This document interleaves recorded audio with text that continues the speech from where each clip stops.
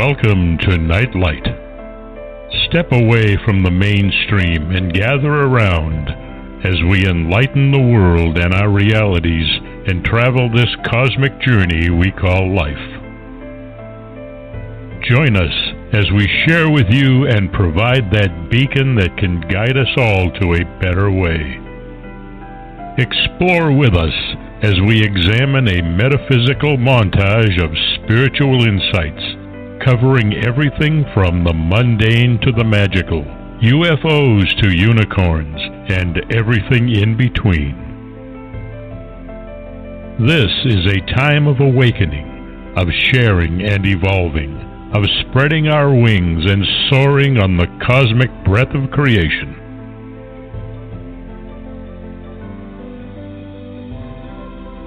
Come and join with other light-minded spirits as we weave our lights together to seek understanding, enlightenment, and, with a little luck, some wisdom. This is Nightlight, a reminder that you are never alone.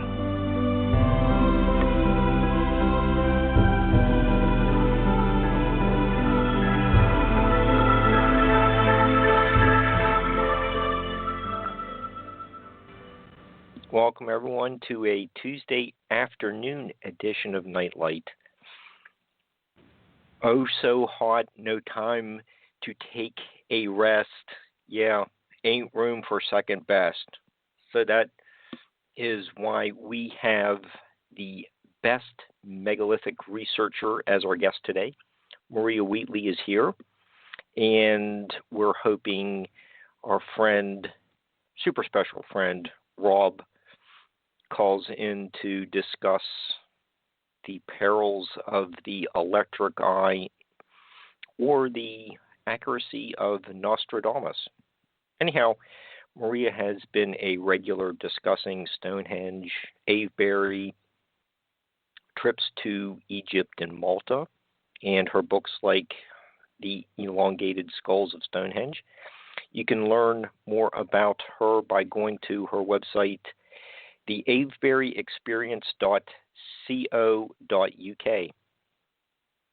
Hi, Maria. Hi, Mark. How are you? Good. How are you doing? Very well, thanks. How's the winter in England? Well, we've had a peppering of snow, and it's quite cold, but I'm sure it's worse where you are. Yeah, it is. Got another one of those kind of like nor'easters, but spring's not too far off. What's your fellow subjects' line? If winter comes, can spring be far behind? Who's that, Tennyson? Yeah. Anyhow, during the many times I've had you as a guest, I want to get into the white horses of southern England, and we always run out of time, so maybe we'll start with them this time. And I saw one of them from a train window, but it wasn't the Uffington White Horse. I don't know which one I saw. I think it was like the left-hand side of the train as I was going towards Swindon. I think what you saw, Mark, was the Bratton, or what's known as the Westbury White Horse, because that's near a train station, and the other white horses are not. And I was there at the weekend, actually, at the Westbury White Horse. Oh, okay. Yeah, so I knew what the Uffington one looked like, before the trip, and I know I didn't see that one. So, okay, you're helping to identify which one I saw. But it's like I got settled into the B&B later in the afternoon, and like the next day was when I walked around Avebury and saw the West Kennet Longborough and the museum, and they had that display of deer antlers that were used to loosen the soil. And it was basically like the garden weasel that Billy Mays advertises. But wait, there's more. But that was like 30 years ago when I was there. But it was really interesting that the Neolithic people created an invention that really hasn't changed too much in design in 5,000 years. But I really got a lot out of my day trip there. I still wonder how many may have passed you in the being in the museum or walking inside the circle. Well, what a lovely thought, Mark. I would really like to think that I saw Mark listening to Judas Priest and his best friend walking around Avebury Stones. Yeah, 30 years later, we're colleagues. But anyhow, before we get sidetracked with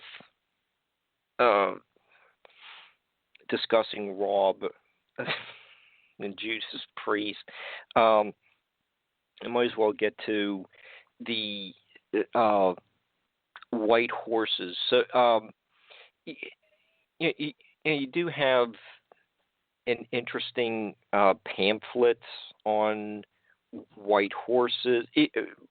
What some of these white horses are carved within the last 150 years or so.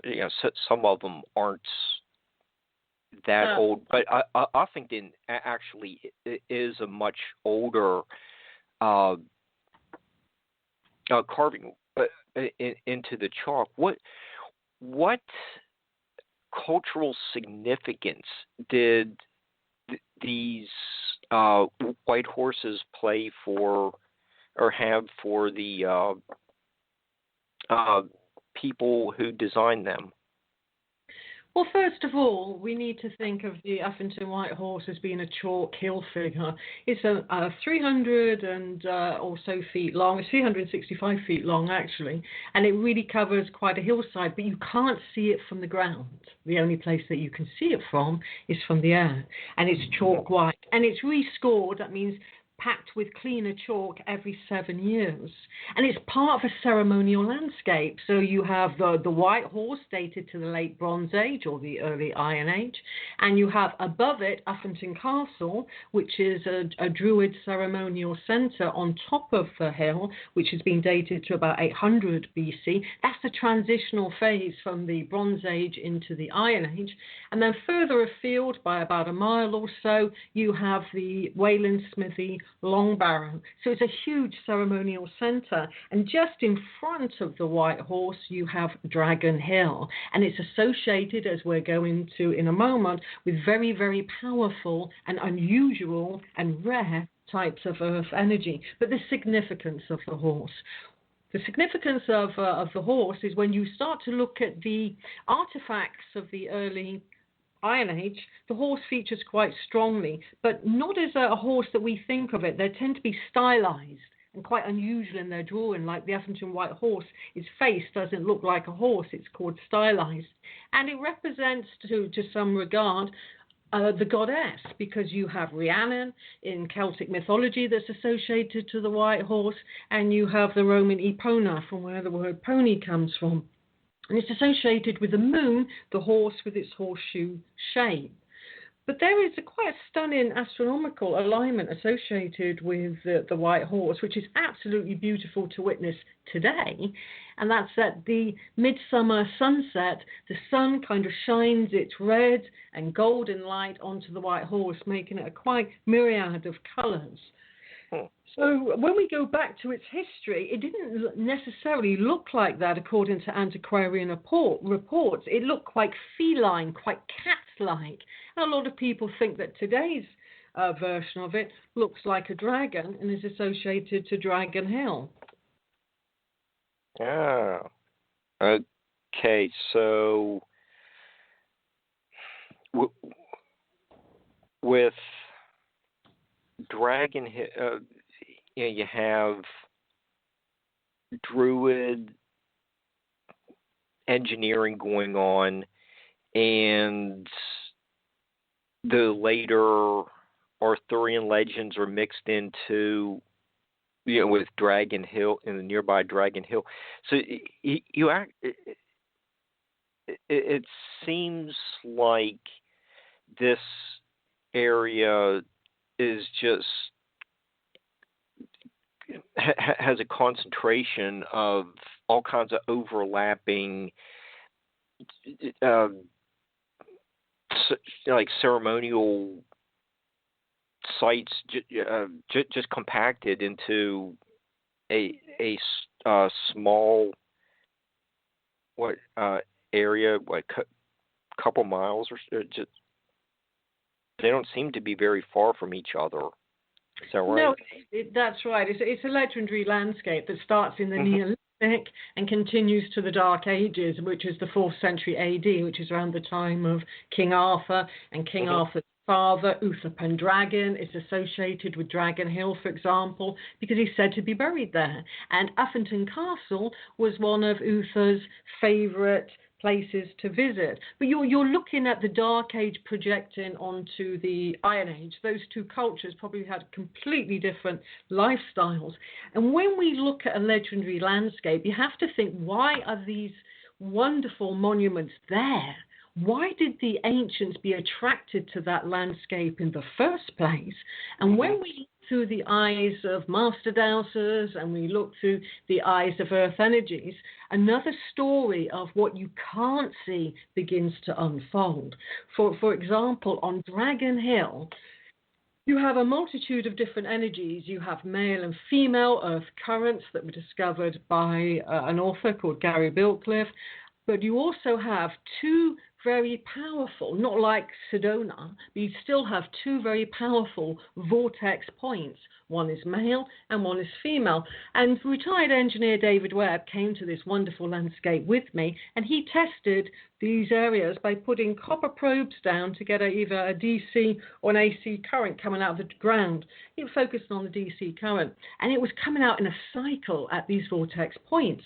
So if you imagine you've got two vortex, one is male and one is female, and they're kind of going clockwise and one's going counterclockwise, and they form a kind of energy current that flows through the landscape, which was being first discovered back in the 1980s when a local dowser called Brian showed a chap called Hamish Miller the Beckhampton Serpent at Avebury, which is very similar. It's born of two vortexes and then flows towards Avebury. And I've done the research in Uffington and elsewhere to do with these energy types because Hamish and Brian didn't really look into it. It was just a little brief chapter in a book called The Sun and the Serpent. So I think it was down to the earth energies why these places were being used, and it allows us to kind of look into why they were using these places and how. So when we come to Wayland Smithy, we can see that this energy line, this energy current that goes through the land behaves in a particular manner at Wayland Smithy. So for me, as a dowser, it's down to these very powerful earth energies born of the vortexes on Dragon Hill. But when we look to how other master dowsers have viewed the ancient landscape, like Guy Underwood, he was a pioneer of the geodetic system of earth energy, and I've inherited all of his papers and spent the last 25 years of my life not just listening to Judas Priest, Mark, but looking into Guy Underwood's work as well. And what Guy didn't know at the time that he was dowsing, unfortunately, is what's called remnant lines. And this was picked up by people like Tom Graves and my late father and myself many years later. So we started to look at the Underwood surveys and take out the remnant lines. And remnant lines are simply where people have walked, where pathways have been made. Because when it was looked at very carefully, his Stonehenge survey, it clearly showed that he was following pathways where people had walked. So his survey of the White Horse isn't necessarily the best, because what he was picking up on, there's an old folk tale to do with the White Horse. It rides up the hill. Oh, it's a big folk tale. And what they mean is it's being constantly scored, recut, going up the hillside rather than down the hillside. And what Underwood was doing, he was getting the remnants trail of the last belly of the horse and drawing it into a survey. And the other master dowser that we'll look at in the Westbury White Horse that you probably saw from your train window going to Swindon, you should have called into Marlborough and had a cup of tea with me, Mark. I'm kind of not that far from Swindon. When we look to Lethbridge work, his is far, far more accurate than Underwood. But Underwood was a pioneer. He didn't know about remnants dowsing at that time. Okay, yeah, and you note on your Secrets of the White Horses that there was like this Neolithic road connecting the White Horse to Wayland Smithy, and just That's right. That's the Ridgeway. And it didn't want to get too sidetracked with the sweet tracks, which could be somewhat contemporary, but there was some kind of highway engineering system going on during the Neolithic times. One of the nice things about having you on is the way you recreate the prehistoric achievements found in southern England. Well, this is correct. I mean, the achievements of our ancestors is incredible. What they've left behind are monumental in form and in energy, and just visually they are absolutely stunning. Not just the white horses, but standing stones, and the whole layout of their ceremonial centres guides us from one reality to another reality. It takes us from the ordinary to the extraordinary, and we can thank our ancestors for that. But you're right in what you say, Mark. You're saying that the landscape of Uffington, containing the White Horse and Dragon Hill, you can walk right across what's called the Great Ridgeway to Wayland Smithy, and then you could walk to Avebury because it's on elevated ground. The climate was slightly different in the Neolithic, and it was different again in the Bronze Age, and by the time of the Iron Age it drops a degree and the environment changes yet again. So some parts of England that we see now as being very fertile were swamplands. So you had to walk quite on high ground to avoid the lower ground, which was far, far more soggy. And that can date back as far as the Mesolithic period. It could be even as old as 10,000 years old. So when we walk to these ancient sites, we're walking in the footsteps of our ancestors that have been walking along there millennia ago. That's what I love. It's reconnecting to the ancestors in their footsteps. And when you touch one of those standing stones, that's what they put up. That was their beauty in the landscape. It's amazing. Yeah. One of the what do you call it? If you look at like the Arthurian folklore, you get Arthur, mortally wounded, and it may have been taken from Camelot and buried at Glastonbury, and you have those Victorian paintings of him being put on a ship and sent to be buried on this island. Well, what you're talking about with the marshes and like inland seas, that was actually possible at that time, and that's where you have some of the evidence of the elevated, what do you call it, the carriageways between some of these hills, like hill forts or whatever. Like these people were building elevated highways over the marshes. But when the temperature dropped by a degree in the Iron Age, then yes, because they could no longer farm what's called the Celtic field systems of the Mid and Late Bronze Age, so they had to change, they had to adapt, and they left the monuments behind at that time, around 1500 BC. There was a different emphasis, so they no longer maintained the monumental landscapes. And the hill figures come in that time. They come in a kind of transitional phase of the Late Bronze Age and the early Iron Age.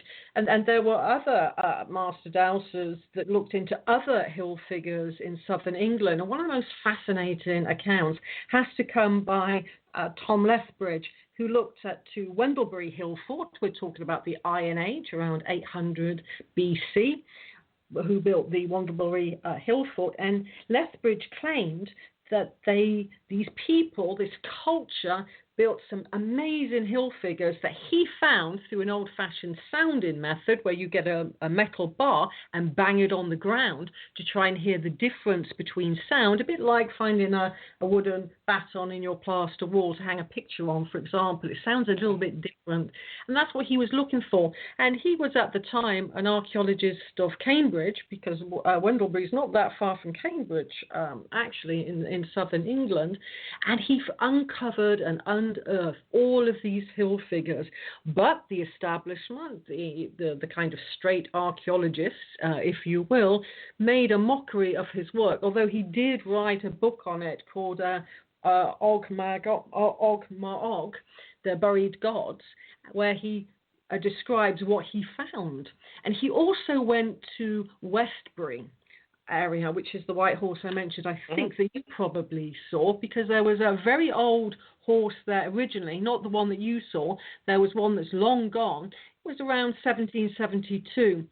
A very unusual looking horse that was replaced later with a more normal looking horse. But what Lethbridge says is preceding all of that, in the early Iron Age, there was a very stylized, in a similar manner to Uffington, but with a horse, like with a trunk. They often used to kind of put like elephant trunks onto the horses, on their coinage system, onto their buckets, and things like that. And he claims he found that white horse there through that sounding method. And later he went on to do a particular form of dowsing that is still very accurate when it comes to water divining and looking for minerals by using the long cord pendulum. So Lethbridge left his legacy of finding numerous hill figures in the landscape. This actually just really interesting that the modern researchers are proving that folklore is based on a real event or something that was really there. It's just very interesting. That's why it's like a holy history that continues, orally down through the generations, and then it it reaches a status, sometimes a mythical status, and sometimes a true holy history status. I mean, Dolores Cannon used to talk about that a lot of time, which she claimed you would reclaim through an art such as past life regression. You can reclaim the past like that. Wow. Cool. I'm very intrigued. Well, when we come to Wayland Smithy, I'll describe a past life regression that I had about it, that maybe it's holy history. Okay. We could do that, because I had dug up some more information from several books on Wayland Smithy, and I was really intrigued by Andrew Collins's assertion that there was a celestial alignment with Wayland Smithy, and this Longborough was what kind of like a contemporary site to the West Kennet Longborough over by you. So we can get into this past life regression that you had at Wayland Smithy, and let's spend some time discussing the importance of this archaeological site near the Uffington Whitehorse. Well, first of all, Wayland Smithy is in two phases. What we see today, and it's a spectacular megalithic site. It has huge frontage stones, and it was edged by sartans, and it's your typical Cotswold 7 type of long barrow, which is trapezoid shape.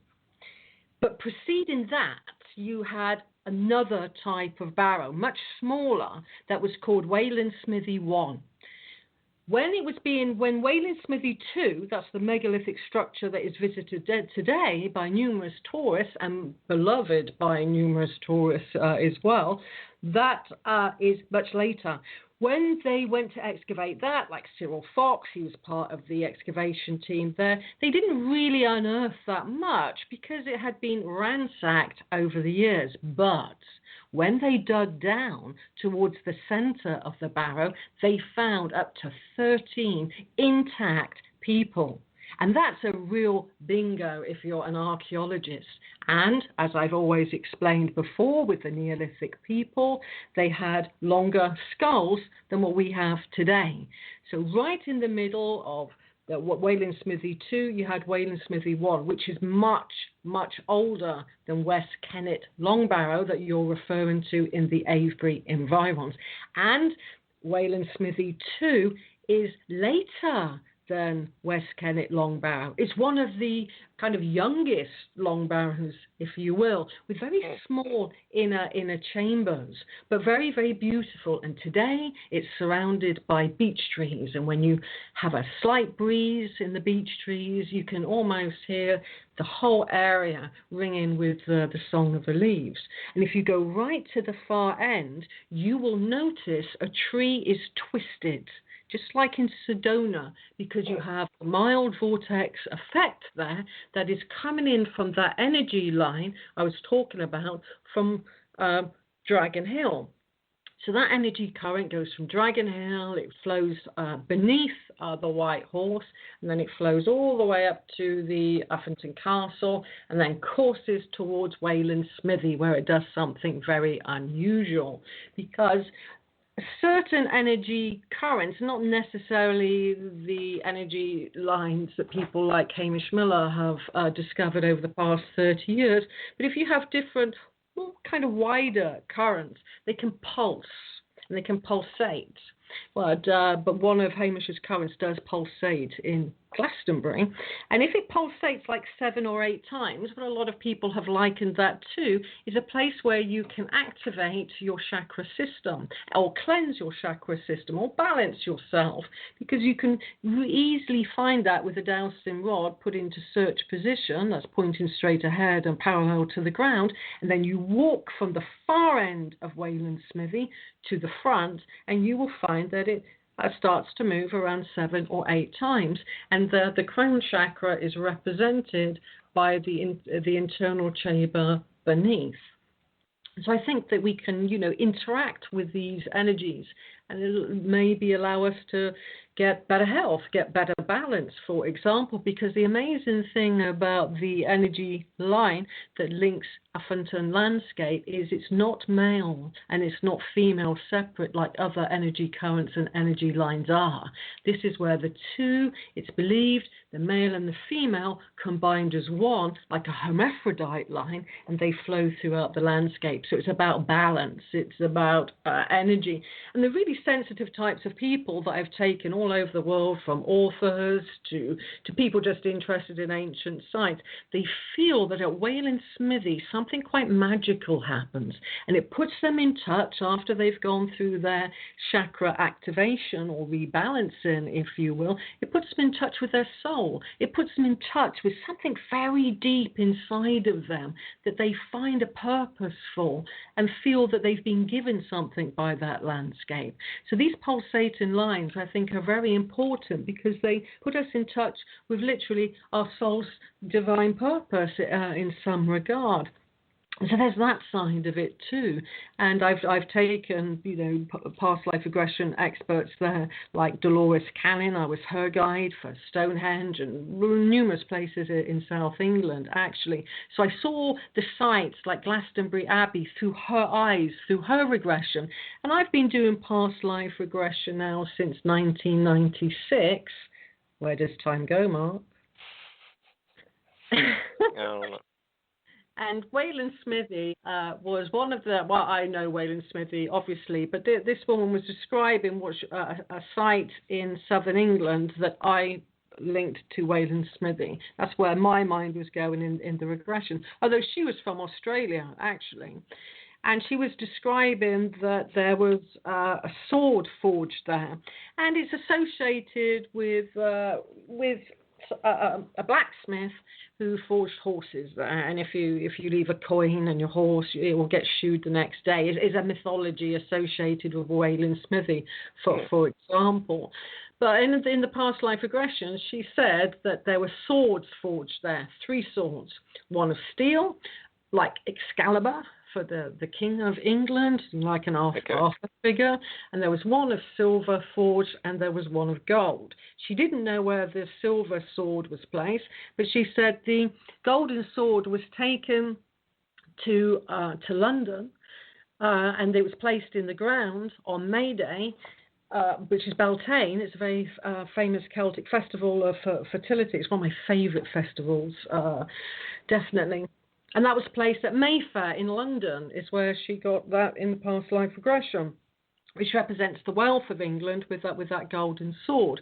So that's kind of how stories build up in the landscape through people with regression and with holy history, folklore. It all adds a layer of meaning to these ancient sites and these ancient places. And with the earth energies there, they can trigger that kind of soul memory, that soul purpose within us as well.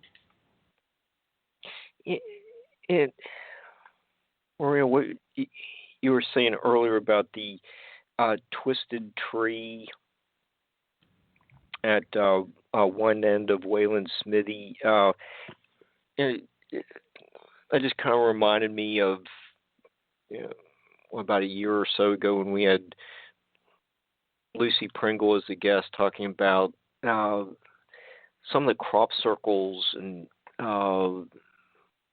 maybe the earth energies were coming up through the ground instead of, some people might say, UFOs or something were hovering over the field. But she's since we aren't talking like huge distances, this twisted tree sounds remotely familiar with the formation of crop circles. I just thought that was Yeah, I know. Just make a little side note there. Yeah, I know Lucy quite well. She's a very dear friend of mine. Actually, I focus just on stone circles myself, but there are earth energies that interlace the planet. That's the one thing that we do know, and we do know that they come from the ground, because if you put a copper probe in the ground, you can get its frequency and you get its signal.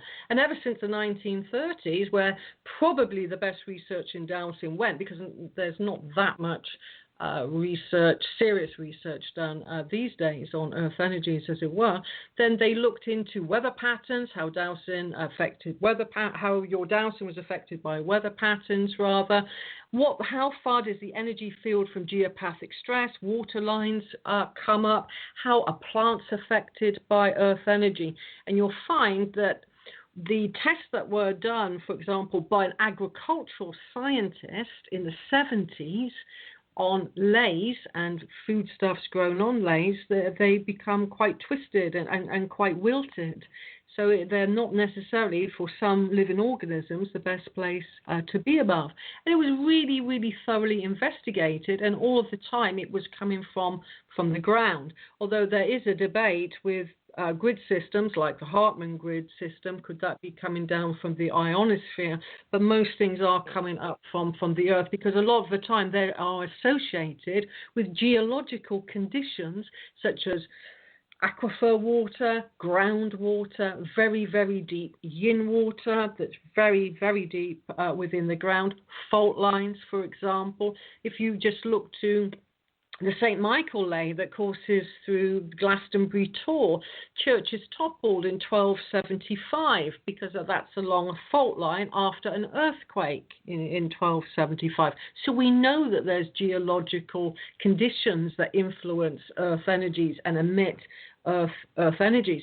And in Alfred Watkins' book, The Old Straight Track, which is a classic about lays, the only lay, to the best of my knowledge, that has ever been excavated was by Watkins himself, who said that it was a fault line beneath it. That's what he went to. And when Guy Underwood, for example, was doing surveys of the Stonehenge Avenue, which is right outside of the Heelstone. I'm sure you visited Stonehenge on your megalithic odyssey of the British Isles. Did you, Mark? Yeah, yes. I was at Stonehenge a couple times.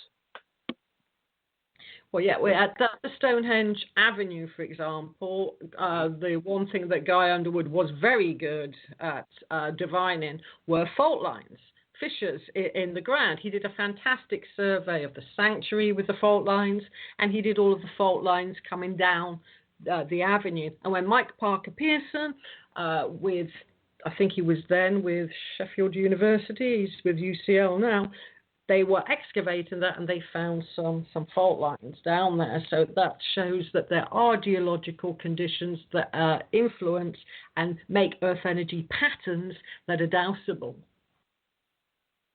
Well, and another interesting feature of Wayland Smithy curbstones, it seems like those are pretty commonly found at a number of these megalithic sites. You have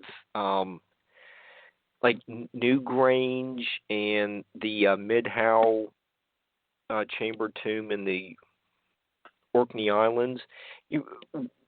What role do these curbstones play, as they are kind of like holding the sides of the earthen mounds in place?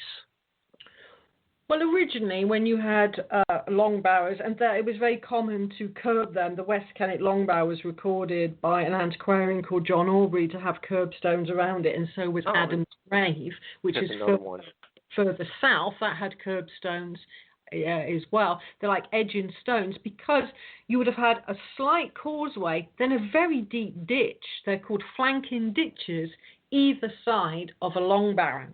Now, the long barrow, for example, like the West Kennet long barrow, they're there because there was a much earlier structure at West Kennet long barrow, and it's probably going to be the same as Newgrange and Maeshowe in Orkney, because when the recent excavations were done at the West Kennet long barrow, it was found that it was preceded by what's called a Neolithic longhouse.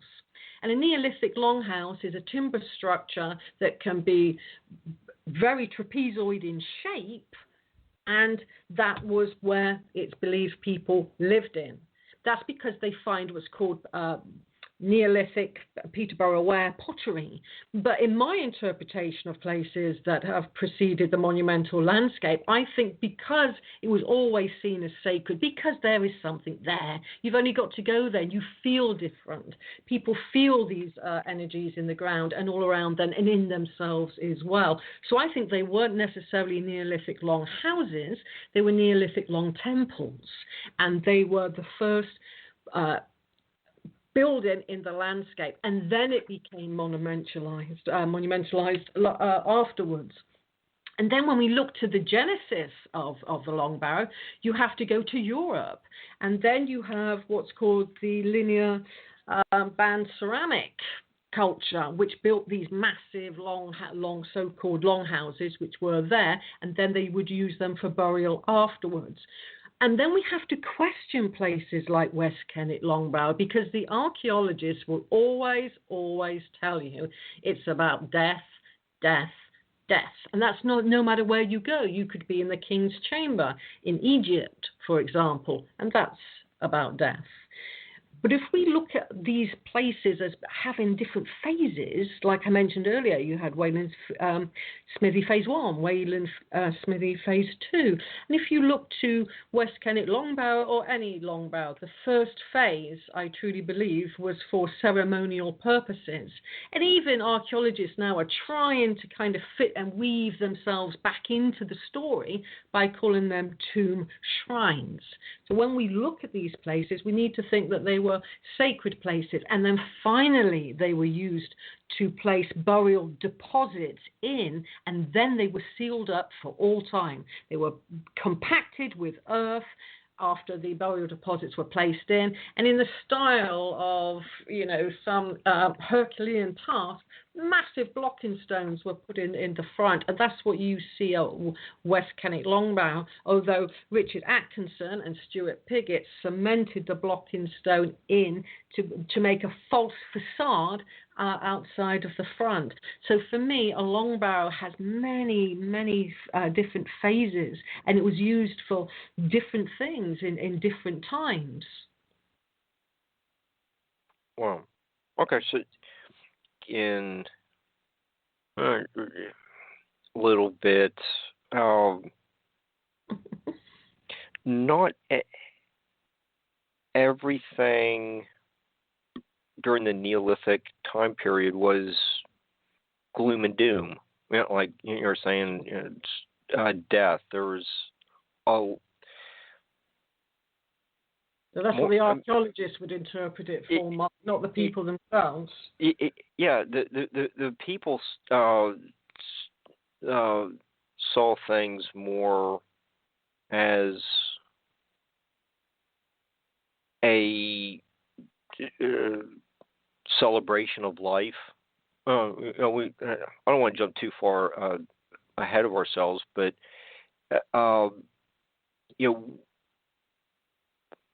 we researchers today might not be fully understanding the Neolithic people's outlook on life. Well, no, because they left so little behind apart from their monuments. That's the thing, and their skulls and their bones. So we see the skulls and the bones and the monuments, not the lifestyle, not the culture, and we see shards of pottery. And from all of that, we try to think about who they were, what they did in life. Well, for me, they were the long-skulled people with the Neolithic. That is a fact. If you look to all of the skulls from Stonehenge, from Avebury, from Orkney to Ireland and to France, they are all long-skulled. And that's who built those monuments. What they did in them, how they lived, is conjecture because they never wrote anything down. And that's why people could put an alien did it, they did it. You could put anything that you want onto that. But what we do know is they had engineering skills. They had advanced geomancy knowledge to do with the earth energies and probably utilized it where we don't. We just douse it and kind of interact with it. And they were master astronomers as well. And they were mathematicians. So we know all of that about the ancient people to their credit. And maybe one of the best places to understand this high level of advanced culture, understanding of mathematics, would probably be in the Orkney Islands. And looking at my Orkney Monuments book, and if you go there, you have this St. Magnus Cathedral. Started about 1137. It's made out of red and white sandstone. Were some of the medieval structures, like the St. Magnus Cathedral, built on the ley lines that were running through the Orkney Islands? It just seems like there's something that was known going back to the Ness of Brodgar that we're going to get into here in a minute, and Ring of Brodgar, Standing Stones of Stennes. But did the medieval people have a sense of what the ancestors knew about the ley lines and earth energies? Yes, because what I sense is that the Neolithic handed the... When you look at who laid out the ley system, let's really go back to basics, okay? Who laid out the ley system? Well, if you look to the oldest monuments on a ley, it's the Neolithic. And then the Bronze Age added to it with a stone circle. And then the Iron Age added to it with a hill fort or a ceremonial centre or a shrine. And then the Romano-British added to that. And then so on and so forth until it gets to the Templars, and some would say secret societies and Masons, etc., etc. So it was a geomantic tradition that was handed down. But you never get at a power centre just a ley. For example, it has to be much, much more than that to make it a power centre. It has to have a huge spiral, geospiral there in terms of earth energy, and lots of different types of earth energy, building up to make a power centre. So to the Bronze Age people, for example, they were looking for a huge circular earth energy pattern, which I talk about in my book, Divining Ancient Sites. It's a huge circular energy pattern, and that's what they would place the standing stones above. And in the center of that, the deep underground water, or water under pressure, creates a spiral pattern that is easily doused. And also, if it's a huge volume of water beneath the ground, it makes that circular pattern, and that's where the standing stones went on. So that's what the Bronze Age people were looking for, to find the location for their stone circles, for instance. But different cultures do different things. They want to change and they want to build and birth something new. So to the Templars, for example, they weren't necessarily looking for the circular patterns of the Bronze Age period. They were looking for where two earth currents or two lays cross, and what I call is the geocross in the landscape. They're literally making a cross in the landscape, and that would be where they would then place their church above. There's a really good wood cutting going back to, I think it's the 17th century, that's often spoken about by dowsers in Europe, which shows people dowsing for that and marking it out in the environment. But when you go to Europe, that's what they were doing here. And if you look to other people's work, like Hamish Miller's, he would say, you've got what's called the Mary and the Michael current. They're crossing near the far end of the sacred energy point, the altar to Christians, forming a cross there. But you get much different types of crosses at Chichester Cathedral, at Winchester, for example, that are down to underground water.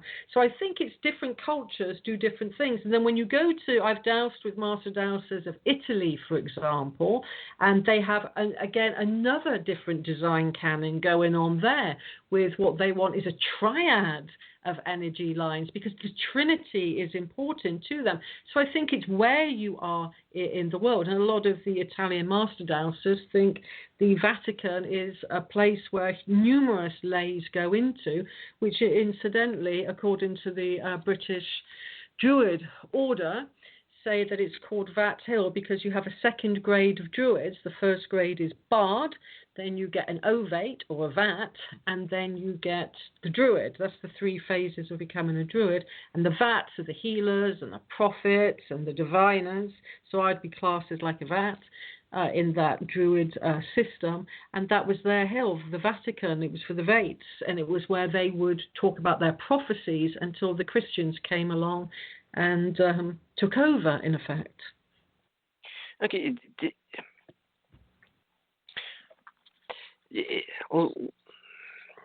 Let's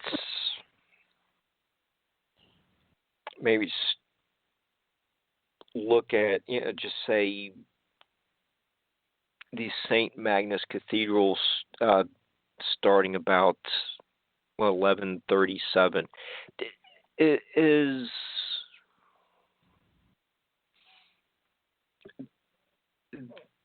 there a time afterwards where maybe people had lost the ability to connect with the earth energies, and now there's the overhead power lines, who knows what's buried underground, different wires buried underground, and different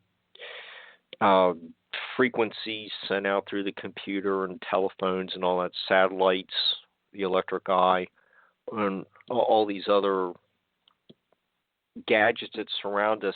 But we're just the invention of electricity may have hindered our ability, but maybe people like you who maybe have like some genetic resistance to that, and you're able to still detect it, or are we just rediscovering what the ancients knew a long time ago? Well, yes, we are. We're rediscovering. We're trying to put a puzzle together. That's why you have lots of different, authors with lots of different disciplines, trying to piece it all together, from the astronomy to the geomancy, etc. I mean, there has been a disconnect going on for quite some time, where the Earth has been disregarded. I mean, though the one thing that I really do feel is that, these Earth energies are alive. They're a part of Gaia. They're part of this massive planetary being that we live upon, that has arteries and veins and huge amounts of underground water, all giving off energy in different patterns that the ancients maybe could sense, or maybe they even doused for, because there was wells in the late Bronze Age, so you'd have to know how to water divine to get a well if you're not using another water source. So I think, yes, they were. And when I did some experiments with Rodney Hale, who originally worked with Paul Devereaux on the Dragon Project back in 2006, where does time go, Mark? I don't know. Things are speeding up. I know. It's awful. Back in 2006, we got the frequency, the Hertz frequency of the Mary current, we believe, by putting in copper probes into the ground. But I remember Rodney telling me that it took him ages to take out every single man-made signal that was influencing his reading. It was like black, and eventually he had to take out all the man-made frequencies, which I remember he was saying can be up to 33 Hertz, 50 Hertz, or each time someone, clicks their car open, that sends out a frequency as well, like you were saying. And all of that he had to take out, and it was a lot of background noise, and that was in 2006. So now I think it is getting kind of deeper and deeper and more intense. And then you've got master dowsers in Egypt saying that the once benign Hartmann grid, which is dowsable, they're suggesting, mind you, Cairo is a very built-up place. You've got 23 million people living in that city. That's the entire people living in Australia on the continent in the same place, all with now, creating electromagnetic smog, and that some of the Hartmann grid lines are carrying that type of e-smog with them. Because according to a lot of the Egyptian dowsers, you have the Great Pyramids linked into the Hartmann grid system because it's on a square base, a pyramid's on a square base that's perfectly aligned north-south, east-west to the cardinal points, and that's the direction of the Hartmann grid, for example. Although there's many things you can do to counteract that. Okay, so you just introduced Egyptian information. How about we jump back in time a little earlier, and then we'll come back to the Egyptian information. But since we're doing this little section on the Orkneys, the Orkneys are great. Retire there, or it really is a fascinating place just to visit the diversity of all the islands. But what's some of the latest on the Ness of Brodgar? I think the last time you were on,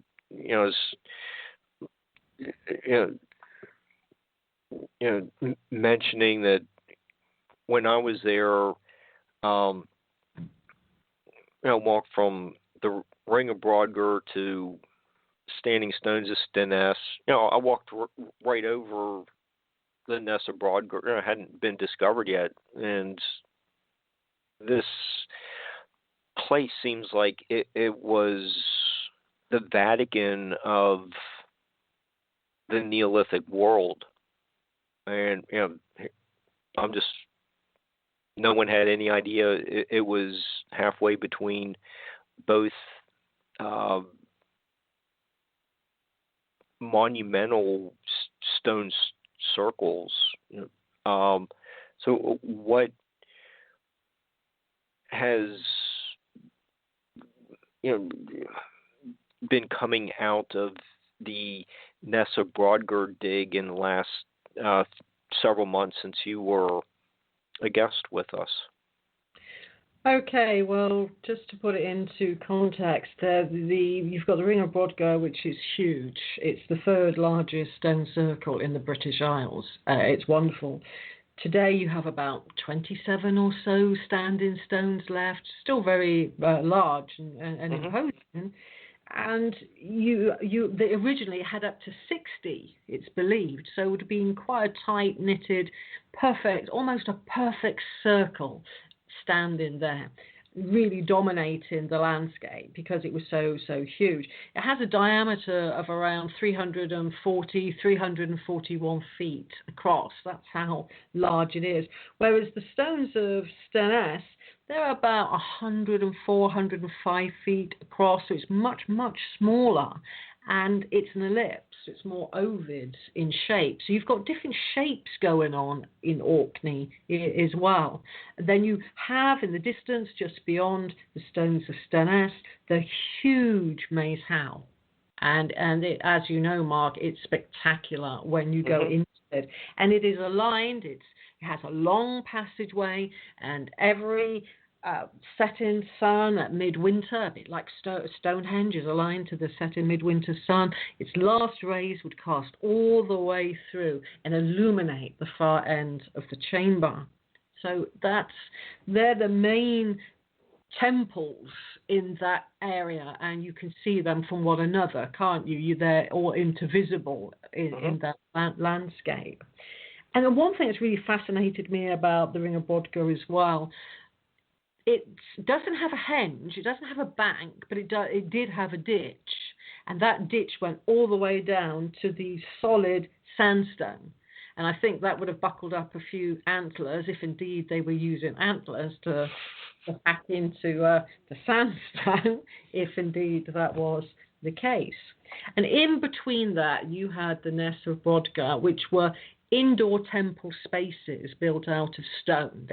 Stone was plentiful in Orkney. That's why even the houses of Skara Brae, and I'm sure you've had Laird on talking about Skara Brae. I'm a great supporter of Laird. Fantastic author and fantastic research in his own right. And he's done a lot on the links between different parts of the world with Orkney.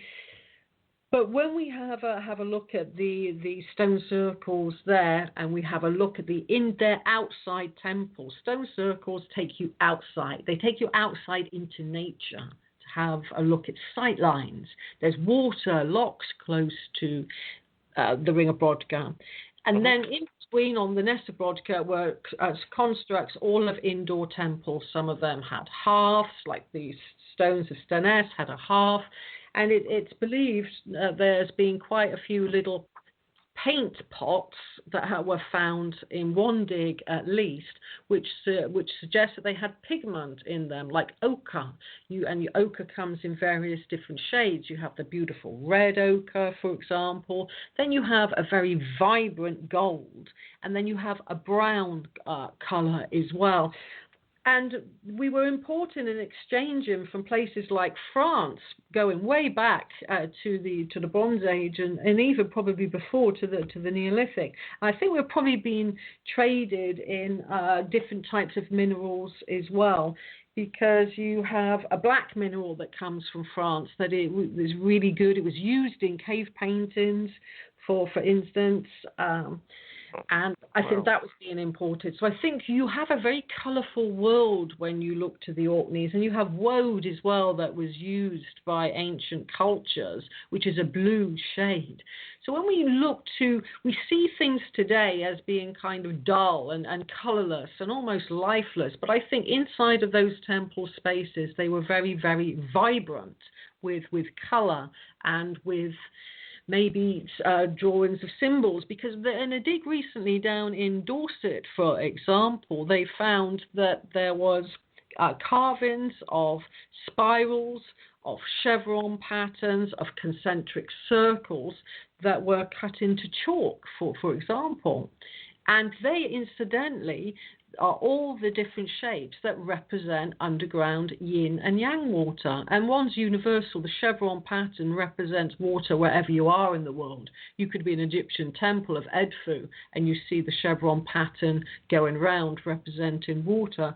And I've done my own experiments with ochre, that where if you make it into a paste, with a little bit of water and some ammonia, then that acts as a fixant. And then when you put that, especially when you paint it on timber or on stone without so much weathering, like on the inside of those temples in Orkney, then they could be very vibrantly coloured and creating a really different sense of wonder when you entered them, because you'd be looking from them to be grey from the outside and then coming in and seeing them in various vibrant shades. Okay, so with what you're describing at the Ness of Brodgar, okay, looks like there were the chevron patterns, some painting inside the ceremonial buildings. Okay, you've established a artwork pattern inside. Were places built later being influenced by this that was coming out of the Orkney Islands? I think there was artwork all over the British Isles, because when you look to some finds in the Stonehenge environs, just to put it into context, I don't think that was unique to Orkney, for example. There was a very big find at a place called Upton Level, not that far from Stonehenge. It was a Bronze Age round barrow, and they even called the person that they unearthed there the Stonehenge shaman, because he had lots of different artifacts with him, and he had this big cloak on with bones dangling at the bottom, so when he moved around it would be quite dramatic. You could hear him dangling with and creating quite a bit of noise if he was dancing and moving around. You know he was coming, put it like that. Oh, it's a shaman on his way. And he was also found to have lots of little pots, but this time he was found with like a needle coming with it, associated with one of these finds. So they're now thinking, the archaeologists at least, that he was a big tattoo artist at Stonehenge. So we can see that the people are going to be coloured as well, maybe with different minerals, and used as well to cover their bodies with artwork and different kind of minerals. So I think we need to think about these people as being very, using their bodies, using their temples to express who they are, because most people that have a tattoo will give you the story behind it, unless they've just randomly gone and they haven't planned it. But most people I know that have tattoos, they will give you the story behind it. And maybe that was the case going back to the Bronze Age. So we could visualize them having, like spiral tattoos, because that was quite a popular motif. That might have meant something as well. If you look to other grave goods coming from Derbyshire, Staffordshire, and the Stonehenge environs, they're very, very similar symbols to the runes. And yet we say it has a Nordic, Germanic heritage, if you will, the runes. But I think you'll find that they had those in jewellery artefacts at least, or a divination system. Some of the symbols that were found, they weren't associated with a hole that you'd put in a pendant. So I think that symbols meant a lot to these people. Okay, and in Caesar's conquest of Gaul, doesn't he describe the Picts as being the painted people? Yes. So it was noted 1,500 years after the Neolithic period, is kind of coming to an end, but the traditions carried on, and Caesar encountered the painted people, like in 50 BC or whenever he was there. Yeah, from about 43 AD, the Roman conquest. Well, yeah, I mean, again, when we look back to the true heritage of using color like ochre, which was always considered sacred, because everything to our ancestors had meaning. They had respect for the earth. They had love of the earth. And if you go back to some of the really old ochre mines, they go back 40,000 years ago. And even in some of their deposits in caves and in caverns and places like that, they would paint the bones red as if trying to bring them back to life. So I think it's such a long heritage. And when it comes to the Picts and to Caesar, who, when you're winning and you're take over a country, which is what he did, he took over some parts of England. He never made it up to the Picts so much, but they were using woad in quite ingenious ways. According to an archaeologist called Francis Pryor, they would paint woad in like a spiral pattern on their face, and in twilight it would render them half invisible as well. And the Druids were renowned for going into war naked and painted as well. I think that's brave, just going into war naked, let alone facing the Romans.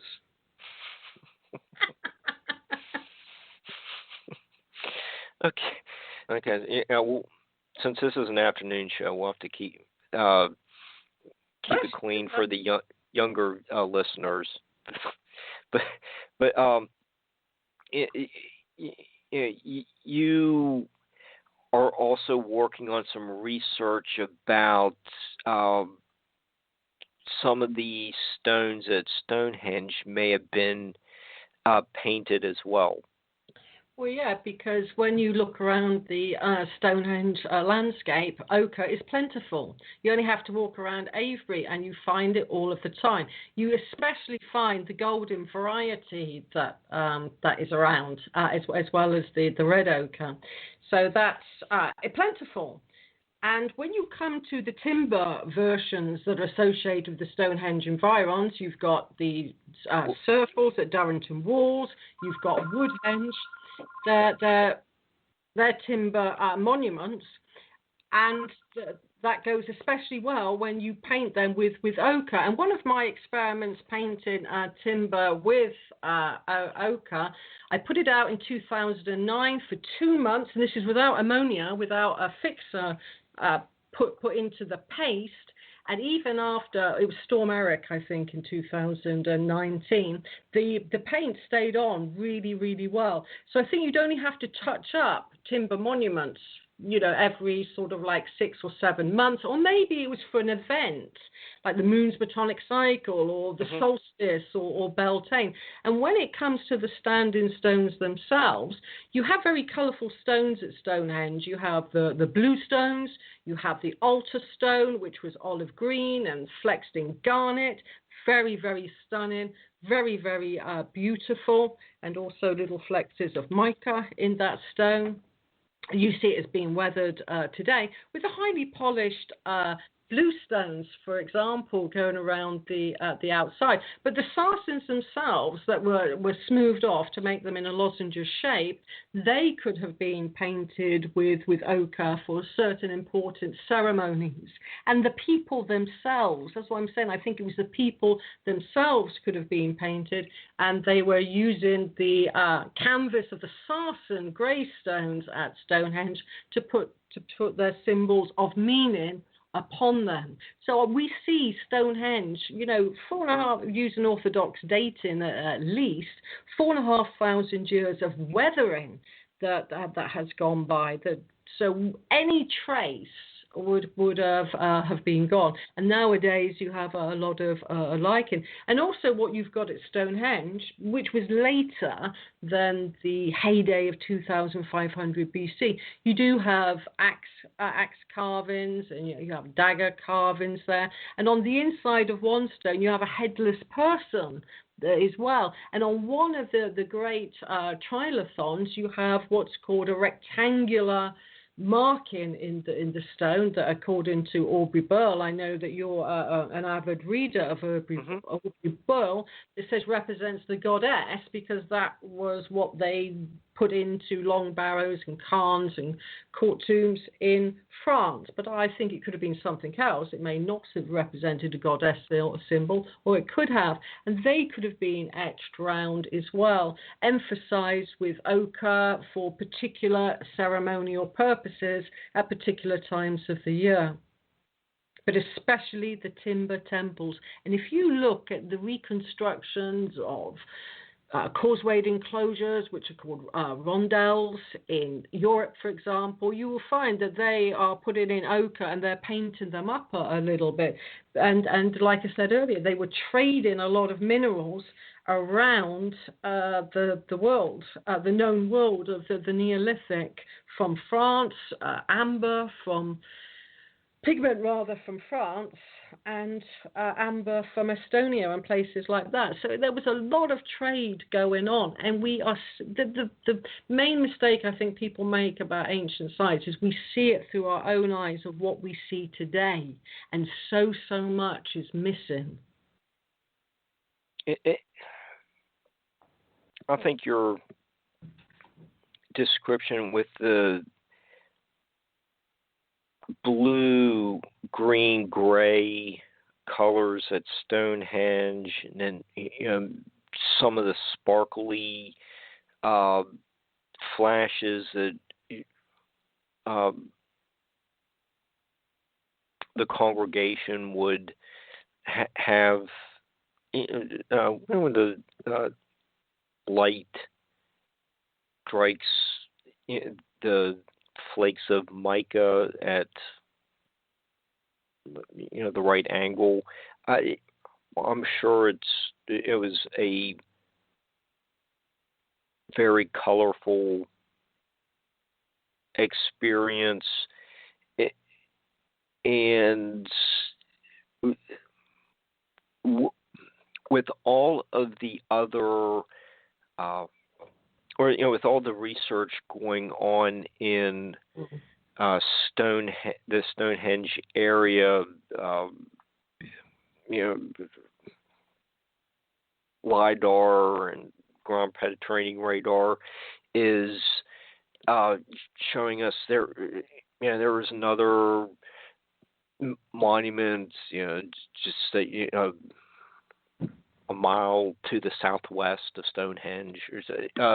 We're realizing that there was a lot more than just the one Stonehenge monument and Woodhenge up the street. But before the show started, you were also discussing that researchers also think that there was a very large stone that was at Stonehenge that no one knew about until just recently. What's the story going on with that? Well, it's an ongoing story with places like Stonehenge. The history changes, from time to time. Even where the stones come from has changed. And there are large stone settings beneath the ground as well that have yet to be raised. I mean, Colonel Hawley, for example, he recorded quite a few compacted areas within Stonehenge that are probably very, very large stones and large stone settings. And they chose to get the stones, which has been discovered recently as well, from westwards rather than from the Valley of the Stones, which was always thought about. But when we have a look at the surrounding features around a place like Stonehenge, for example, it's of many, many, many different eras. And even around Avebury and places like that, to the south of Avebury, you've got other stone circles, for example, and stone rows that are on private land. And when you came to the Neolithic and the early Bronze Age of making stone circles, and Stonehenge is the exception here, because if we go to phase one of Stonehenge, that was about 248 feet in diameter, for example, the blue stone circle of 56 stones, Stonehenge phase one. They are huge, and Avebury, when you look to the diameter of the Great Stone Circle there, that's 1,088 feet across in diameter. So Stonehenge, you could fit 10 Stonehenges into Avebury, and they were for lots of people. That was a huge, huge collective experience. Everyone from far and wide would be going to these massive super henges, and you could fit thousands of people in them, which is what Bill calculated at Avebury alone. You could fit thousands in there. But when it comes to the later Bronze Age, for example, and the second and third phase of Stonehenge, which is the Stonehenge that's famous today, with its little stone circle, they became much, much smaller. So it was going away from the we experience, I'm going to experience this with you, to this is my stone circle, and they became a lot smaller.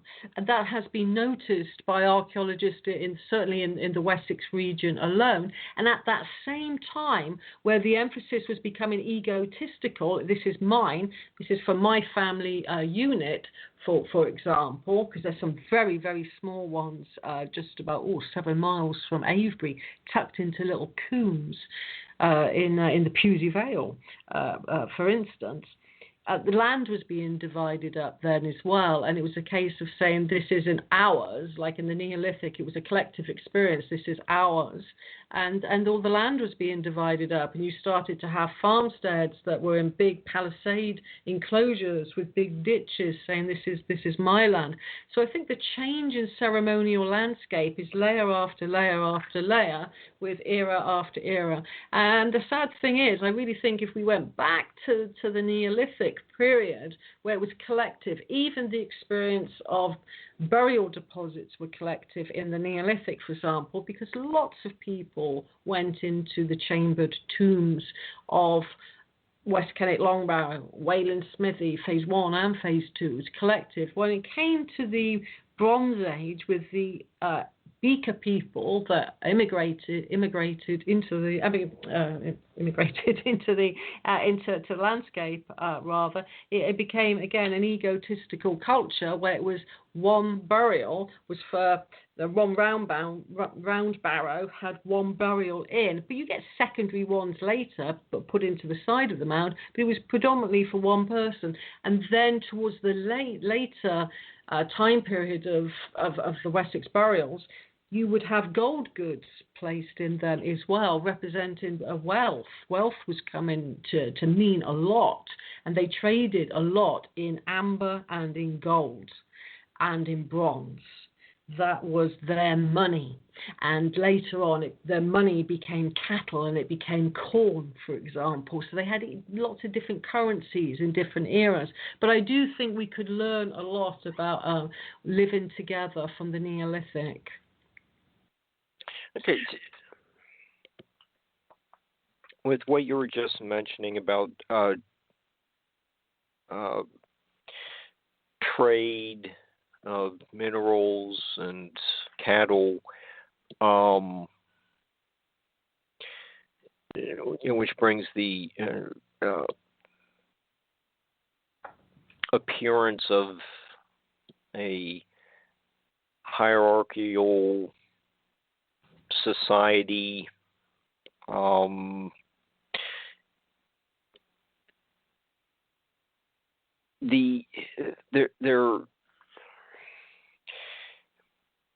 with the trade that was going on, we see something similar happening a little later in Egypt with the temples. Some of the temples being painted, and when we had Normandy Ellis as a guest a 2-3 months ago, talking about her trips to Egypt, it seemed like there was a lot more long distance trade going on. And you mentioned the Temple of Edfu. Edfu. Edfu, that had the chevron pattern and the lapis blue colors inside of the Egyptian temples, and we know Dr. Child writes about the faience beads, Egyptian faience beads being found in the Stonehenge area. It seems like there was some commonalities that really do suggest that there was long distance trade going on between Britain and Egypt. Yep, the Wessex elite, the ones that have the very rich burial goods alongside them, the golds and the beads and the amber from Egypt and Estonia and jet from the north of England. That was a big trade as well, and very polished axes, beautiful, highly polished like jade axes. I mean, they were absolutely gorgeous. That was their currency. So that's what they would be trading in all of the time. And later, like I said, the currency would change. I mean, the Celts, the Iron Age people, were very famous for their cloths and their hunting dogs, and that's what Caesar would want from that culture. That's what I mean. In that era, that's when things changed. And that's when the lifestyle that we are used to, having a hierarchy, having higher kings and rulers and that sort of thing, came into being. It was seeded in that part of the Bronze Age, the hierarchy. And even at Durrington Walls, Mike Parker Pearson points out that you had large houses and you had smaller houses, just like you have in society today. While some archaeologists would argue that the larger houses could be halls and they could be a communal area, he argues that they represented the wealth, the hierarchy within that town or within that village. And that was probably echoing around. But when you go to Brodgar, for example, it tends to be a standard size, a bit like you get at the units at Charco Canyon. They tend to be 5 rooms and a kiva outside the front. That's a standard unit. And that was more towards the north, I feel, than towards the south. Because we had a trade in port. You could go in a straight line on a ley line that I often talk about, the Duke line. That goes all the way from Avebury. It goes through site after site, heads for Christ Church on the coast near there, and that was being discovered recently to be a trade in Neolithic and Bronze Age port. So that's probably where the goods were coming in from. And they made it ceremonial because they put it on a ley that was coursing through the land as well. And again, it's because everything in the ancient world had meaning, and it would have an expression that they understood. Okay, so we see a lot of these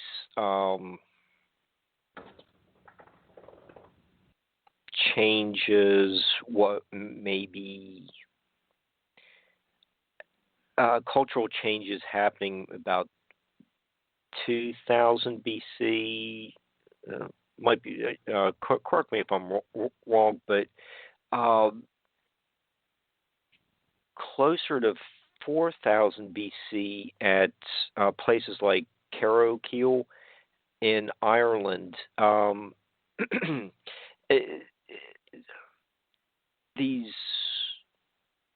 Some of these first stone monuments in the British Isles were being first constructed, and maybe around 500 years later, you get in the culmination of this Irish mortuary Renaissance culminating in Newgrange. So, could you tell us a little bit about the evolution of some of these Irish monuments from the western side of Ireland to the eastern side, and how it maybe some of the similarities that we may find in England, and then you just traced the trade from England to Egypt. But what was going on in Ireland a little earlier before Stonehenge? Well, on the west coast of Ireland, you have a place called Sligo, and Sligo is a big bay. And it's often been pointed out by many researchers and authors alike that if indeed there was a continent, the long-lost continent of Atlantis, for example, and you had survivors, presumably on some kind of makeshift boat has been mooted, and they are going with the natural currents of the ocean, the Atlantic Ocean, then it will take you to Sligo Bay. And it's interesting to note that the oldest monuments in the British Isles are found at Sligo. And they are Carrowkeel, which you mentioned, and Carrowmore.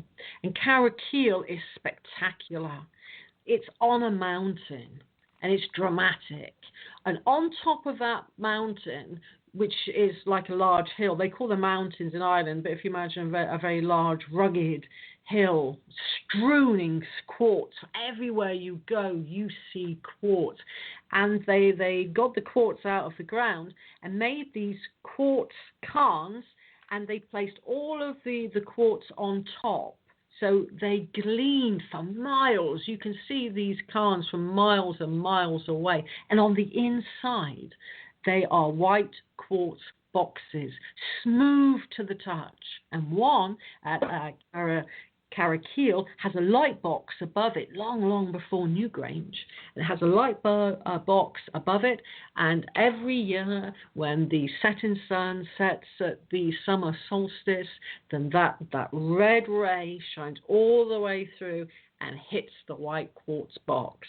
And beneath the ground, you have a lot of earth energies, which are associated with deep water. They're called branch spirals, and they're all set on these spiral patterns. But it was a friend of ours, Mark, called James Swagger, who discovered that all of the cairns of Carrowkeel aligned perfectly to the setting of the constellation of Cassiopeia at midwinter. He was a very talented astronomer, was dearest James, wasn't he? And yes. he knew Ireland like nobody else. I learned a lot from James when I spent all of that time with him in Ireland. So again, we're looking at a very sophisticated ancient culture that predates Stonehenge and elsewhere. And that's really contained within Sligo. And then if you go just a few miles away, you come to Carrowmore. And Carrowmore is spectacular. It has cairns, it has dolmens, it has standing stones. It really is a very, very vast area. And that's why today it's often thought that Newgrange is a bad reconstruction, because if you look at every other cairn in Ireland, and again, this is what James always pointed out, is that the quartz is always on the top of the cairn, not on the frontispiece like they put at Newgrange. They literally stuck it on there, and every now and again put a chunk of darker stone by it to give like a contrast, which they thought that's what the ancients did. In all probability, it's the other way around. It's like Carrickeel, all the quartz is going to be on top and over the mound as well. So when we come to the ancient sites of Ireland, we have to think that, especially on the west coast, that is the oldest point of the megalithic construction of the British Isles. Although, when you look to reports coming out from Orkney, they lay claim to that's one of the oldest points as well. But most people would agree, and Aubrey Burles certainly writes about it, that it is Ireland's west coast that takes the oldest crown, so to speak. And that, again, it's a legendary landscape where Yeats wrote about the Fae there, and it is very, very magical. And just opposite Carrickeel, on the next mountain, you have a most spectacular place, Roundbarrow, that again would have been capped off in white quartz. In Wessex, where I live, they were chalked off, so they would have still appear white, and like the pyramids would have been cased off with white limestone. That was a general design canon in the Neolithic. You have on the next mountain, opposite Carrickeel, a beautiful, stunning, massive cairn. And inside, the legend said that there lies Queen Maeve, this warrior queen figure that ruled Ireland at one point. But in Ireland and in other places, it's not what you see above ground that can be quite spectacular, Mark, it's what you see below the ground. And there's one spectacular monument in a place called Roscommon, and the monument is called Owen the Gat, the Cave of Cats. And to enter it, you have to enter a subterranean world. If you imagine you're at a long barrow, you've got a plinth above your head, and you've got a small gap, and you put your body right the way down, you have to like squeeze yourself into the monument, and if you turn around Owen Agad, you see Owen carved right in, and that's said to be, related to Queen Maeve. And then you go down a long, long way to the bottom area, and it's quite slidey. It's not for the faint-hearted. I remember going there actually with James, dearest James, and Thomas Sheridan, and we had to talk Thomas down because it really does change you. You're in the dark, you're trusting in something inside you that you'll get to the bottom. Although James, it's a modern day, he put his torch on his mobile phone, so we were kind of cheating. But we got right to the bottom, and then it opens up to this massive cathedral-style chamber that all of the top pieces of masonry are definitely dressed. Although it's called a cave, you can see that has workmanship. Now, in its pristine condition, you went in one way and you came out the other, like going through the underworld, going into the womb of Gaia, and you're really in that earth energy field as well in a place like Owen Agad, and you can feel it ripple through you. And the acoustics in there are absolutely incredible as well. But originally you would have come out another way, into the light, into being a reborn. But today that got caved in and it hasn't been excavated, and you go out from whence you came. But you still come out differently. You've interacted with this site and something changes within you. And I remember Thomas saying to me, that site really changed me. It made me feel a deep respect for being inside the womb of the earth. And you're in, when we switch the mobile phone torch off, you're in pitch black. And it's silent, and you can almost hear your own heartbeat. And you get these monuments in Cornwall, Fogus, and you get these monuments as well on Orkney, and one of which is called Mine How. Did you go to Mine How, Mark, when you were in Orkney? No. I think at that point I didn't know that it existed. So I missed that one. I think with the increase in salary from Blog Talk Radio this year, hopefully I can make it over to visit Mine How. Wow. Well, tell me when you're over, Mark. You'll be the first to know. Yeah. I'll buy you dinner near Mine How. Well, if you had gone there, it's like a spiral staircase of 27 steps going down. It's literally like a spiral staircase cut into the earth. And right at the last minute, you're on this ledge. Then you have to kind of jump down, about 4 feet or so, and then land at the last landing point. And again, that's about taking a leap of faith, being inside the earth herself. So these are conscious changing places. They're places that put us back in touch with who we are, and at the same time reconnect us to Gaia, reconnect us to the energetic values of the place, the earth energies and the lays and the negative ions coming out of the deep water, and sometimes the vortex energy associated with these places can be quite common as well. And all of that is a cocktail to change our consciousness. And most people that I have taken to these places do have quite often life-changing experiences where suddenly something clicks inside of them, and it's because of the legacy our ancient ancestors left us in the monuments and the living earth energies that are still there today, but us interacting with them. Because if you take away the humankind from the monument, they are just the monuments. I think what the ancients designed them for was complete interaction, to work with the spirit of place there, to work with the guardian there, to be one with the site and to really merge with the landscape. So I think they're kind of living universities, living cathedrals. They're many, many things. They're multifaceted. Okay, and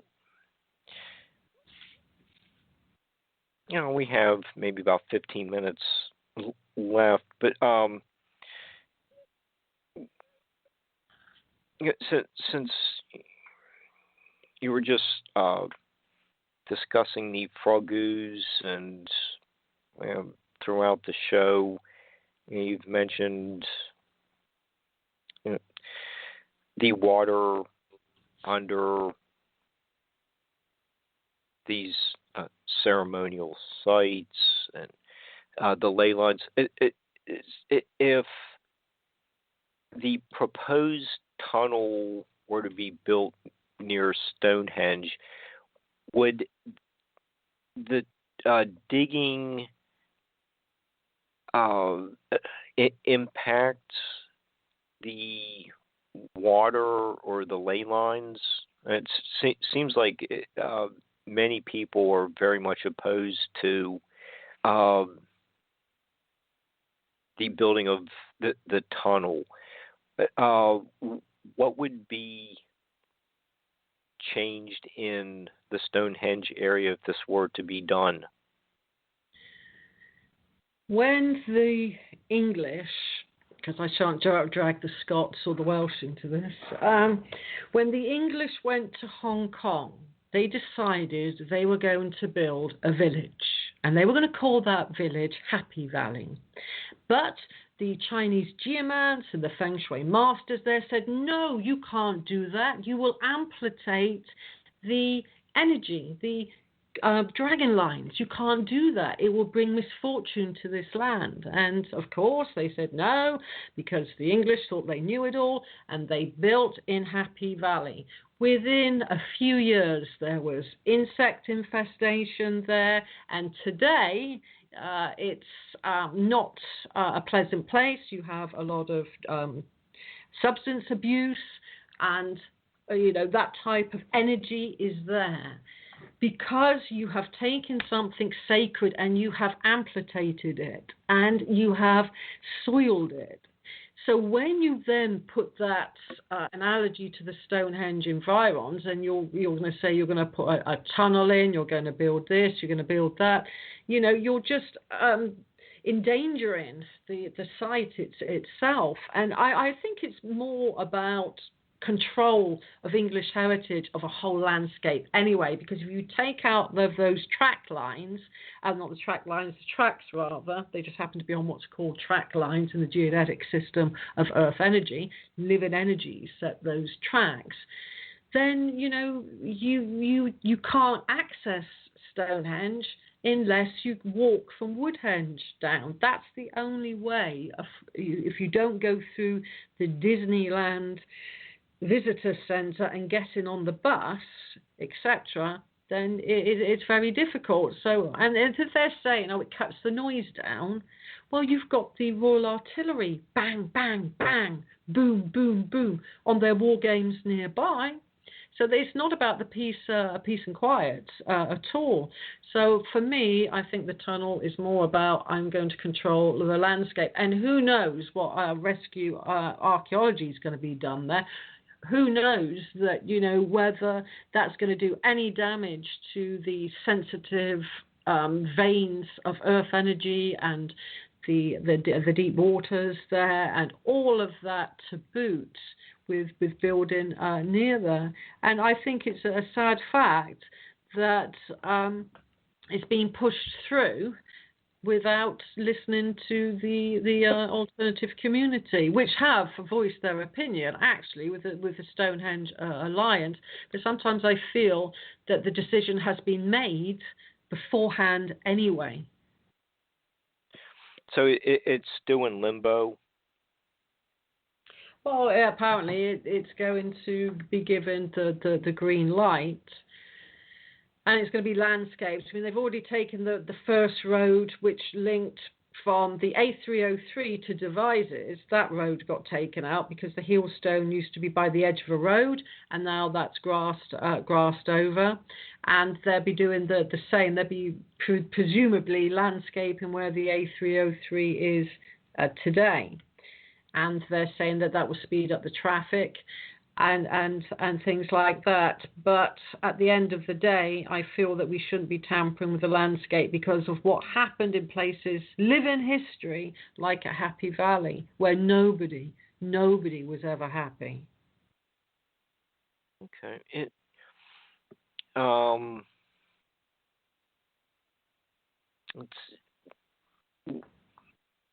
one of the topics that we didn't we kind of hinted about some places, like the diameter of Avebury. There's at times there was a standard unit of measurement, like the megalithic yard, found at many of these archaeological sites. Aubrey Burrell has them listed in his Stone Circles of the British Isles.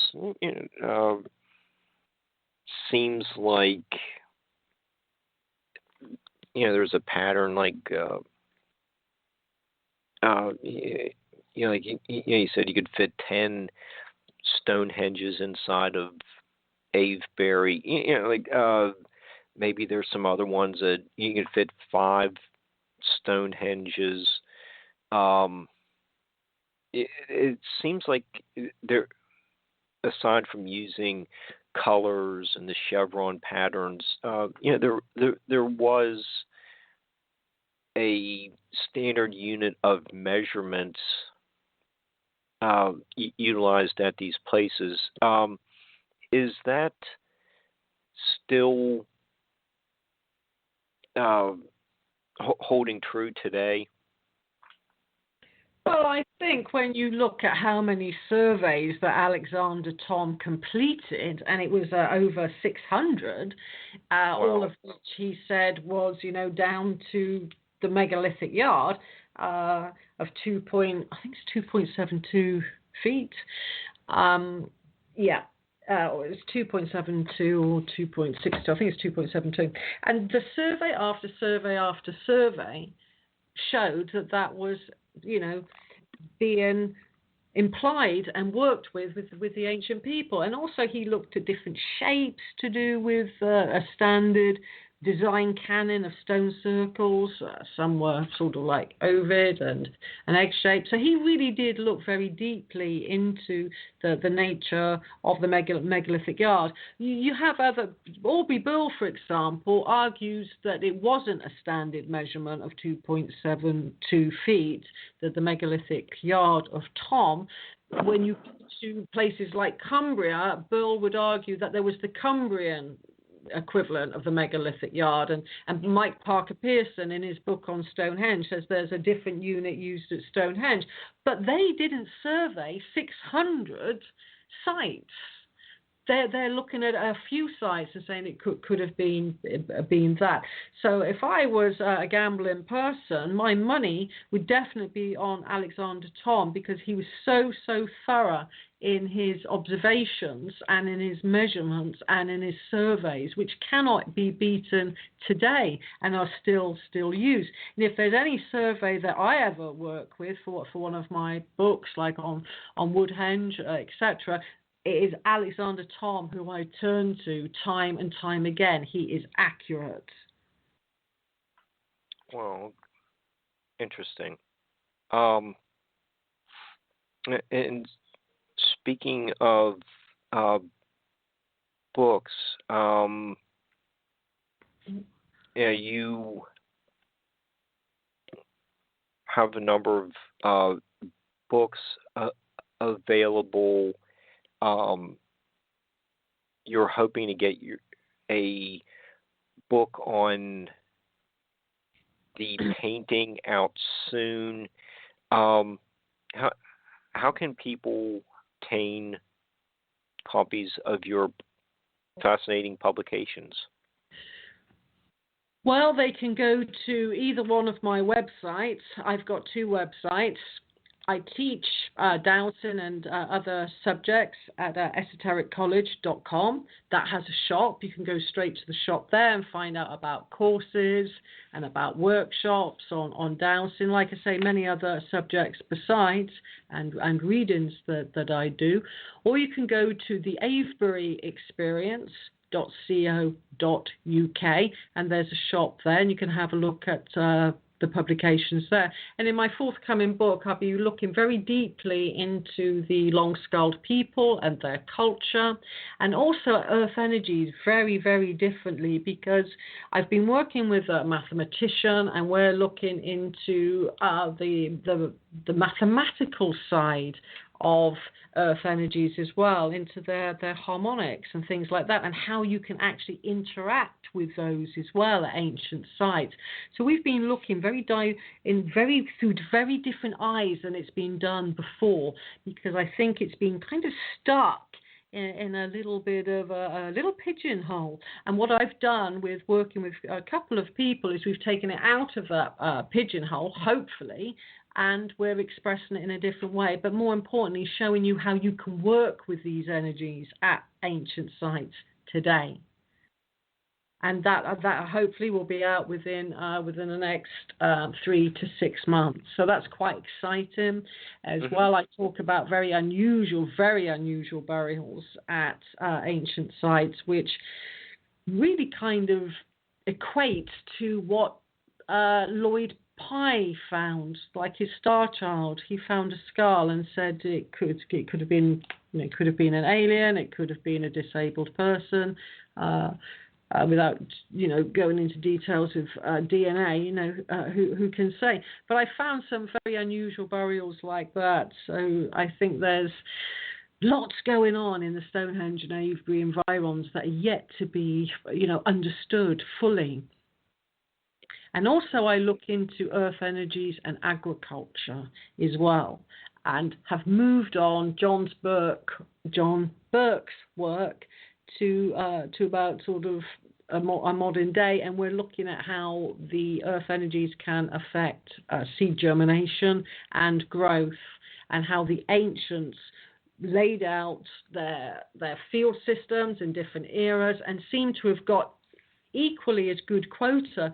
So, for example, if you look at the Iron Age, it wasn't until the advent of the 1950s and chemicals that modern people could beat the quota that the Iron Age were producing. And you have to say, yeah, I know, you have to say, how did they achieve that? And when you look to especially to LiDAR these days, and you can see how everything was laid out, rather than, how fields are laid out today. I mean, they're laid out in a different way because we had the Enclosure Act, of a couple of hundred years ago, where you had to put hedges up and things like that. If you go strip it back to its original design canon, then I think we could change the way that we grow food, the way that we interact with the earth, and the way that the earth can interact with us as well, because it's like monuments, it's like earth energies, it's a two-way process. It's not just you going to the site, it's the site speaking to you. The site interacting with you is very, very important. Since, it's pretty obvious that none of us can really get out and go to libraries and might be able to walk around some of these places by yourself, but things have changed for us researchers in the last year. But are you able to continue doing your research online, or access the Oxford Library? Are you still able to stay fairly busy with your research during all these lockdowns? I'm very fortunate in a way, because I'd got a lot of articles and archaeological reports, etc., long before lockdown anyway. It was a catch-up time for me to go through them all. So that was very fortunate. And I'm really fortunate as well, because I inherited all of the surveys of the Master Dowser, Guy Underwood, and I'm going through all of those surveys and discovering new things as well. So I feel that quite fortunate in that regard. But thanks for asking, Mark. Okay. Well, it has been a challenge, for the last year, and it's a challenge with the phone ringing all the time as well. But yeah, I'll we're down to like 2 minutes, and I just wanted to thank you for being our guest today. It was very enlightening having you return, and we will have you back sometime soon to cover the new updates. But I'm glad you had a lot of materials at hand before the lockdown started, so you've had a chance to stay busy. But please come back and keep us updated about new discoveries you have going on. And I just want to thank you again for being a guest. And do you want to plug anything real quickly again? Well, if we can get out into the ceremonial landscape, we've talked about Uffington and other places, go to the averyexperience.co.uk, click on Dowsing Workshops, and I'll be going to Uffington, interacting with the male and female vortex energy and the Genesis lay there, as well as your standard earth energies and lays there as well. And we'll be interacting with Wayland Smithy and those pulsation points, and I'll be going to the Stonehenge environs and also Stanton Drew, for example. So check out those. We always have a good time, and Great. It's always a nice, pleasant experience, and I've got a few little tours that are booked in from people coming from abroad, Mark. But you just never know whether they're going to be able to achieve that, really. Okay. Oh, great. Well, we are just about out of time. Thank you again. Thanks, Barbara, for producing it, and we'll talk to everyone next week. Yep. Thank you, Mark, and thank you.